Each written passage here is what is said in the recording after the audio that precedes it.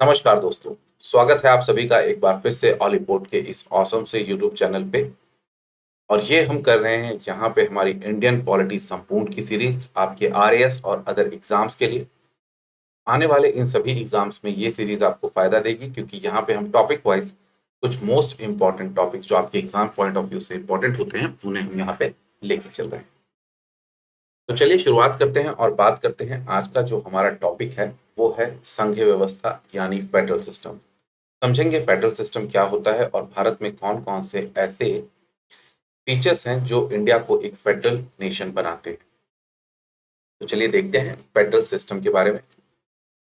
तो federal system ये क्या होता है? It is relationship between national and state government.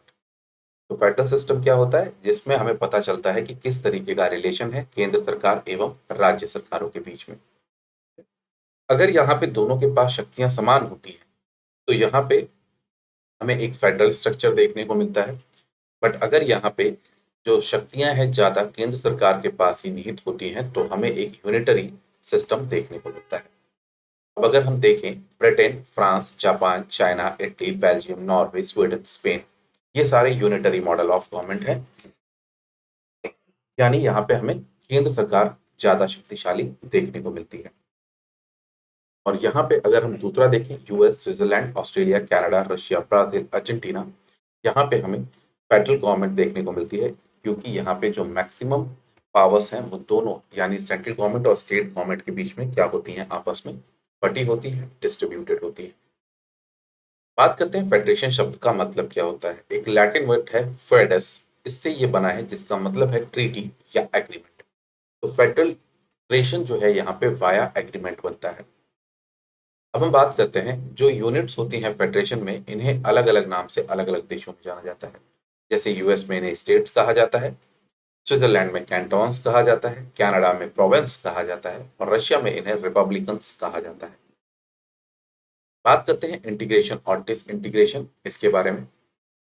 तो देखिए क्या होता है, बहुत सारे weak military weak economically backward section के जो बैकवर्ड जो छोटे छोटे देश होते हैं वो आपस में मिलके एक देश बना लेते हैं, स्ट्रॉन्ग देश बना लेते हैं जैसे यूएसए। तो ये बनता है आपका वाया इंटीग्रेशन।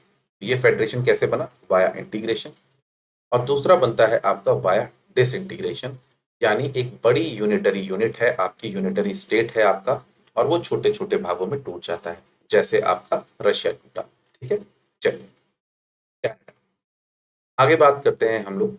यूएस यहाँ पे दुनिया का सबसे ओल्डेस्ट फेडरेशन है पूरे विश्व में। 1787 में इसकी फॉर्मेशन हुई थी after the American revolution. Total यहाँ पे 50 स्टेट्स हैं किसमें? अमेरिका में। तो ध्यान रखिएगा टोटल कितने हैं? 50 स्टेट्स हैं यहाँ पे अमेरिका में।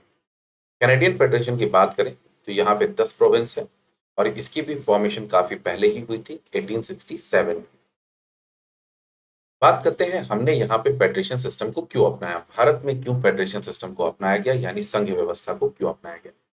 पहला सबसे मुख्य कारण है हमारे देश का साइज, इतना बड़ा साइज है और अगर इस संपूर्ण साइज पे हमें इतने बड़े देश पे हमें अगर सही से शासन चलाना है तो यहाँ पे हमें ग्रास रूट लेवल पे क्या करना होगा? एडमिनिस्ट्रेशन करना होगा और वो सेंट्रल गवर्नमेंट नहीं कर सकती, उसके लिए हमें स्टेट और लोकल गवर्नमेंट्स दोनों की जरूरत है। सोशल कल्चरल डाइवर्सिटी, हमारे देश में बहुत ज़्यादा डाइवर्सिटी है और हर डाइवर्सिफाइड कल्चर जो होता है उसे वहीं के लोग समझ सकते हैं। तो सेंट्रल में बैठी गवर्नमेंट यहाँ पे कभी भी इन कल्चरल डाइवर्सिटीज को पूरी तरीके से नहीं समझ सकती। तो इसीलिए बेस्ट रहता है कि अगर आप फेडरेशन की तरफ जाएंगे तो फेडरल गवर्नमेंट यहाँ पे उन चीज़ों को ज़्यादा बेहतरीन समझ पाएगी सेंट्रल गवर्नमेंट से।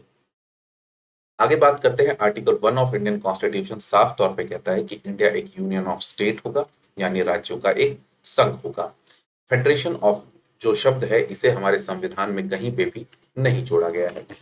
अगर आपसे पूछा जाए तो यहाँ पे एक बात ध्यान रखिएगा, हम कैनेडियन मॉडल जो है फेडरेशन का हम उसको ज्यादा फॉलो करते हैं ना कि अमेरिकन मॉडल को। तो हम किसे ज्यादा फॉलो करते हैं? कैनेडियन मॉडल को फॉलो करते हैं, अमेरिकन मॉडल को हम ज्यादा फॉलो नहीं करते हैं। कारण यह है कि कनाडा में भी यूनियन ऑफ स्टेट है और इंडिया में भी यूनियन ऑफ स्टेट है। और यूनियन ऑफ स्टेट में क्या है, राज्य जो है वो क्या नहीं हो सकते, देश से अलग नहीं हो सकते। अमेरिका में राज्य चाहे तो ऐसी डिमांड कर सकते हैं, इंडिया में ऐसी डिमांड करना ही गैर संवैधानिक होगा। चलिए आगे बात करते हैं, कुछ फेडरल फीचर देखते हैं हमारे संविधान में। संघीय फीचर देखते हैं कि हमारा संविधान कहाँ कहाँ पे संघात्मक फीचर को मानता है। ठीक है, तो डुअल पॉलिटी, हमारे संविधान डुअल पॉलिटी की बात करता है। जैसे हम जानते हैं केंद्र सरकार और राज्य सरकार है, दोनों की शक्तियां बटी हुई हैं। तो केंद्र स्तर पर केंद्र सरकार काम करती है, राज्य स्तर पर राज्य सरकार करती है काम। इसी को कहते हैं डुअल पॉलिटी। रिटन कॉन्स्टिट्यूशन, ध्यान रखिएगा, फेडरल स्ट्रक्चर के लिए सबसे मेन इंपॉर्टेंट चीज होती है आपका रिटन कॉन्स्टिट्यूशन। क्यों? क्योंकि जब फेडरेशन बन रहा होता है तो जो स्टेट्स फेडरेशन में आके जुड़ते हैं वहां पे उन्हें गारंटी, एक अथॉरिटी, एक श्योरिटी इसी से मिलती है कि जिन चीजों पे, जिन शर्तों पे आज हम इस फेडरेशन के साथ जुड़ रहे हैं वो कल बदली जाएंगी, या फिर हम किस तरीके से अपनी बातों को बता पाएंगे, कह पाएंगे कि किन शर्तों पे हम जुड़े थे, वो एक रिटन कॉन्स्टिट्यूशन ही प्रोवाइड कर सकता है, क्योंकि वो लिखित तौर पर होता है। और इससे यहाँ पे वो कह सकते हैं कि ये बातें हम लोगों की पहले से तय थी। अगर हम बात करें डिवीजन ऑफ पावर की, तो इंडियन कॉन्स्टिट्यूशन में यूनियन लिस्ट में 98 सब्जेक्ट दिए गए हैं, स्टेट में 59 और कॉन्करेंट लिस्ट में 52 सब्जेक्ट आते हैं। सातवीं अनुसूची जो है हमारी, seven schedule of Indian constitution है, वो साफ तौर पे इन लिस्ट की बात करती है, यूनियन लिस्ट, स्टेट लिस्ट और कॉन्करेंट लिस्ट। एक और बात हम जानते हैं कि हमारा संविधान यहाँ पे सुपरमेसी ऑफ कॉन्स्टिट्यूशन की बात करता है, यानी संविधान के सर्वोच्चता की बात करता है। तो हमारा संविधान क्या है? सर्वोच्च है। ये भी एक फेडरल फीचर है इंडियन कॉन्स्टिट्यूशन का।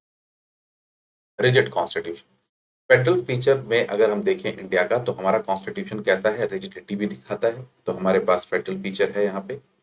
उसके बाद बात करते हैं इंडिपेंडेंट जुडिशरी। तो फेडरल फीचर का एक होता है इंडिपेंडेंट जुडिशरी, तो हमारी भी न्याय व्यवस्था यहाँ पे स्वतंत्र है, तो इंडिया भी यहाँ पे इस फीचर को भी दिखाता है।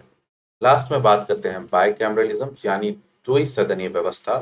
और भारत में हमारे यहाँ दो सदनीय व्यवस्था है दोस्तों, लोकसभा और राज्यसभा। तो हम ये फीचर भी यहाँ पे शो करते हैं। तो जो भी फेडरल फीचर एक तरीके से फेडरेशन के लिए माने जाते हैं, वो सारे फीचर्स यहाँ पे इंडिया शो करता है। अब हम बात करते हैं कुछ यूनिटरी फीचर जो हमारे कॉन्स्टिट्यूशन में दिए गए हैं, जैसे स्ट्रॉन्ग सेंट्रल गवर्नमेंट। तो हमारे यहाँ केंद्र सरकार ज्यादा शक्तिशाली है, इस बात को हम लोग जानते हैं कि केंद्र सरकार हमारे यहाँ क्या है? ज्यादा शक्तिशाली है।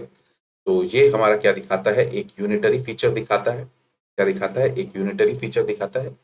जहां पे भी केंद्र सरकार ज्यादा शक्तिशाली दिखे तो समझ लीजिए वो आपका यूनिटरी फीचर है। स्टेट नॉट इंडेस्ट्रक्टिबल, मतलब स्टेट यहाँ पे हमसे अलग नहीं हो सकते यूनियन से, तो ये भी एक यूनिटरी फीचर है। फ्लेक्सिबिलिटी ऑफ कॉन्स्टिट्यूशन, बहुत सारी चीजें हैं जो हमारे संविधान में बहुत आराम से बदली जा सकती हैं वाया सिंपल मेजॉरिटी, तो ये भी हमारा क्या है? एक यूनिटरी फीचर है।